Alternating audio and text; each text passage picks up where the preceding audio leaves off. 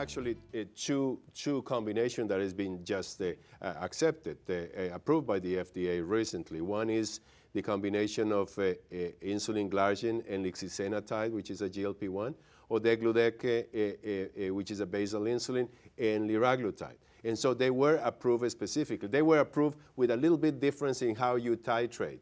The degludec with liraglutide is once a week, the other is twice a week, but it doesn't matter. I mean, you can do it once a day, 1 unit, or 1 unit every week, or 2 units every week, as long as they do it systematically. And the other thing, which never made sense to me, is that we have given the GLP-1s on a fixed dose.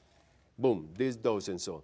But this is a peptide. This is a hormone. And we just use that titrating slowly and gradually so that you use as you need and as you tolerate, like you would do with other peptides. Been doing that with liraglutide for years. Now, lixisenatide. Yeah, but only 3 dosages. Nope. No, you Nope, can. you got 10 clicks. This is your turn to say nope. He was saying nope before. Ah, she's so tough. No, maybe she's right. Yeah, maybe. But lixisenatide, but I'm glad you pronounced it first. The FDA was working on the approval, and there was a Get Goal clinical program, right? What was that all about? So the Get Goal program was actually the combination of lixisenatide and glargine insulin. Okay. Lixisenatide itself is a GLP-1 receptor agonist. It's what we call a short-acting GLP-1 receptor agonist, which means that you take it within an hour of a meal. It works, it peaks around the time of the peak of the meal absorption, and then lasts for about 6 to 8 hours. And its advantage is that it has a profound effect on delaying the release of the nutrients into the intestine. Okay. So that the insulin secretion, which in type 2 diabetes is delayed and slow, has a better chance of matching that.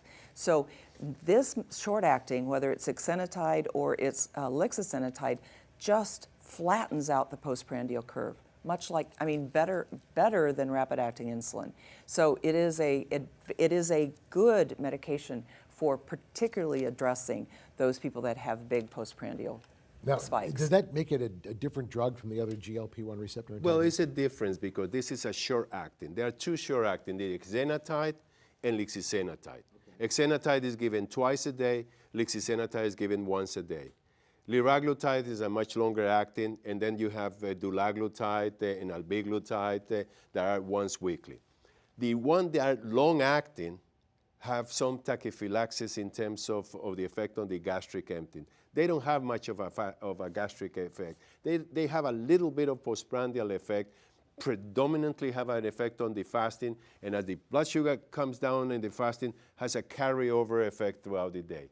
Lixisenatide is short-acting, so you give it before breakfast, boom, they flatten the postprandial at breakfast, and has some carryover effect after lunch. Why after lunch? Maybe because since, as Carol said, no nutrient exposure to the beta cell, there's no insulin secretion, the beta cell probably gets recharged and acts after lunch and so on. So it's very specific in the postprandial effect.